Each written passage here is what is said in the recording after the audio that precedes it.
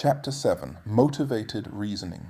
Human beings often imagine that their minds operate like impartial judges. Evidence is presented, arguments are weighed, and conclusions are reached through calm and careful reasoning. But in many situations, the mind behaves less like a judge and more like a defense lawyer. Instead of asking, "What is true?" the brain quietly asks a different question: "How can I defend what I already believe?" This process is known as motivated reasoning. Motivated reasoning occurs when our desires, identities, loyalties, or emotional investments influence how we interpret information. Rather than evaluating evidence neutrally, the mind selectively accepts supportive information while scrutinizing or dismissing contradictory evidence. Unlike deliberate dishonesty, motivated reasoning usually happens without conscious awareness. People genuinely believe they are thinking objectively, even as their reasoning quietly bends toward conclusions that feel more comfortable or protective. In this way, beliefs can begin to defend themselves. Beliefs are not just ideas. Over time, they become woven into a person's sense of identity. Political beliefs may connect to family traditions, religious beliefs may connect to community belonging, professional beliefs may connect to years of education and reputation. Even small, everyday opinions can become attached to personal pride. When evidence challenges one of these beliefs, the brain may interpret the challenge not merely as an intellectual disagreement, but as a threat. Threats trigger defensive responses. The mind begins searching for reasons why the new evidence must be flawed. Perhaps the study was biased, the journalist unreliable, the critic misinformed, or the data incomplete. These explanations can sometimes be legitimate, but under motivated reasoning, they appear with unusual speed and certainty. Meanwhile, evidence supporting the original belief is accepted with far less scrutiny. The result is a subtle imbalance. Both sides of an argument are not evaluated equally. Consider a city council member named Thomas. For several years, Thomas has supported a large development project intended to bring jobs and economic growth to his community. He has spoken publicly about its benefits and helped secure funding approvals. The project has become closely associated with his reputation as a leader.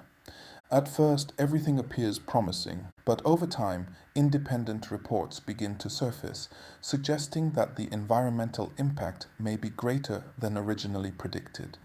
Some economists also question whether the projected job numbers were overly optimistic.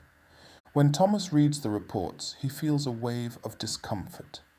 If the criticisms are correct, it could mean the project carries serious consequences, and that he played a role in approving it. The thought threatens not only his policy decision, but also his self-image as a responsible public servant. Without consciously deciding to do so, Thomas begins interpreting the new information defensively. He notices small weaknesses in the reports and focuses on them intensely. Perhaps the researchers used incomplete data. Perhaps they have political motives. Perhaps the situation is more complicated than the critics suggest. At the same time, he continues giving strong weight to earlier studies that supported the project, even though some of those studies were conducted before new environmental data became available. Gradually, Thomas becomes convinced that the criticisms are exaggerated. He is not intentionally ignoring the evidence. In his mind, he has evaluated the situation carefully. But motivated reasoning has quietly guided the process. Motivated reasoning does not only affect individuals, it can influence entire groups. When people share identities, political affiliations, professional communities, cultural backgrounds, they often adopt similar beliefs about important issues. Within these groups, information that supports shared beliefs spreads easily and is trusted quickly. Information that challenges the group's perspective, however, may be treated with suspicion or hostility. Over time, this dynamic can create intellectual echo chambers, where members of each group become increasingly confident in their own conclusions while growing more skeptical of outside perspectives. In such environments, debates become less about discovering truth and more about defending identity. If motivated reasoning is rooted in the human need for belonging and self-protection, eliminating it may be impossible, but it can be weakened. A practical commandment might be expressed as follows. Treat challenges to your beliefs as opportunities, not threats. This mindset transforms disagreement from something personal into something productive. When individuals encounter information that contradicts their beliefs, they can pause and ask a simple question. If this were true, what would it teach me? This question shifts the mind from defense to curiosity.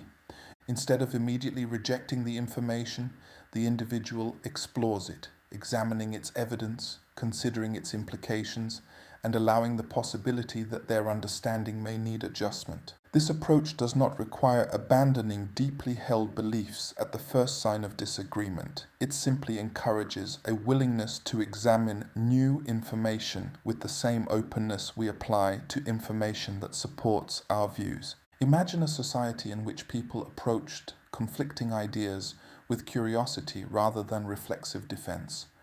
Public conversations would become less hostile. Complex problems could be discussed without every disagreement turning into a battle for identity. Beliefs would still matter, values would still guide decisions, but truth would no longer have to fight so hard to be heard. Because the most powerful antidote to motivated reasoning is not greater intelligence. It is the courage to let our beliefs evolve when reality asks them to.